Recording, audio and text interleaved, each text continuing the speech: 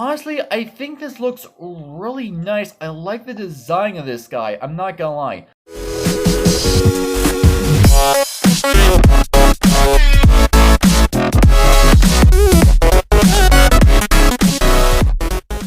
What's up, agents? Zer here, welcome back to the lab, and today we are going to be taking a look at the Beekeeper addon. This addon adds in one effectively brand new type of wandering trader that adds in bee trades, which actually makes a lot of sense. As soon as the bee update came out, a lot of people actually want a bee type villager to get certain trades, and this in a sense fills that void. And I feel like having a wandering trader variant instead of an actual villager makes a lot more sense, because like say for example you accidentally attack one of the bees, you don't want to lose an entire village worth of bees, so this actually does solve that problem. Now this addon was created by someone by the name of Maridon. I hope I'm pronouncing this name correctly, but huge shout out to them. Make sure to check their links in the description, as well as a link to go ahead and download this addon for yourself. Also, if you enjoy this video and you're new to the channel, make sure to hit that like and that subscribe button. But let's go ahead and get started. And this is what the Beekeeper actually looks like. And by the way,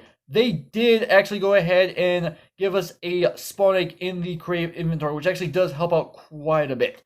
So this is the Beekeeper, as I said, and he spawns in much like a regular wandering trader with 2 llamas, spawns in with 2 bees. And just like the llamas for a wandering trader, these guys are on leads attached to the Beekeeper themselves. And luckily, both cases, they do spawn with their respective pets with the spawning, but that's obviously not the point of this video.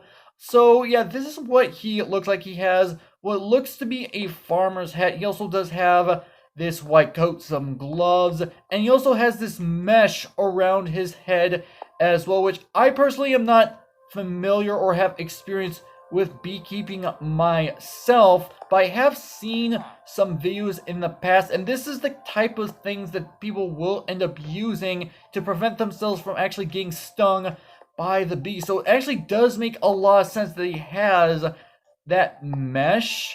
Obviously his face is exposed, so that doesn't really help out a whole heck of a lot, but you guys get my point. Honestly, I think this looks really nice. I like the design of this guy, I'm not gonna lie. But regardless, let's go ahead and take a look at his trades. And I do actually have the prices of all trades down here. I did look into the files of this addon, so you guys will get to know what to expect from this guy once I discuss it. But let's go ahead and take a look inside this guy for the time being.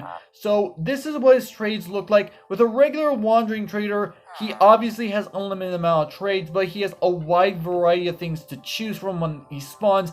This guy, however, these are the only 5 trades that you have available to you. And the prices do fluctuate just a little bit, which isn't too terribly bad.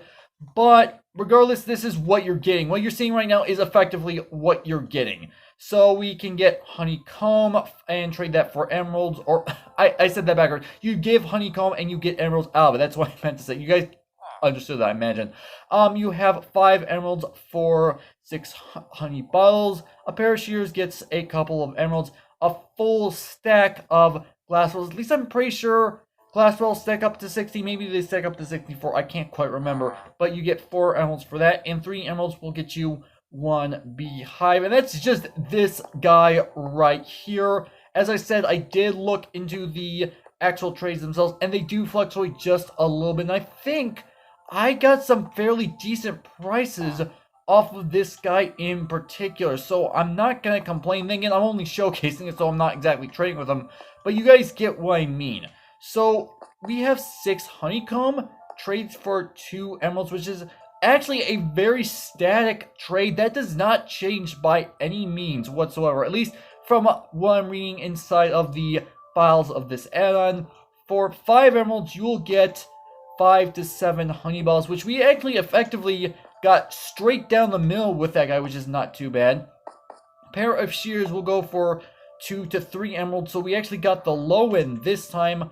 16 glass balls will get us 4 to 5 emeralds, and then 2 to 4 emeralds, which we actually ended up getting right down the middle, gives us 1 single beehive. So actually that's not too terribly bad. Admittedly, a lot of people do complain about the fact that the Wandering Trader's trades are not necessarily good. I actually believe this guy right here has some really decent trades, and at the very least, they are reasonable prices as well. Obviously, as I said, they do fluctuate just a little bit, but it's not too big of a problem, all things considered. Like, 2 emeralds for giving him 6 honeycomb? I mean, obviously, you could argue you want more, but I think that's actually fairly decent.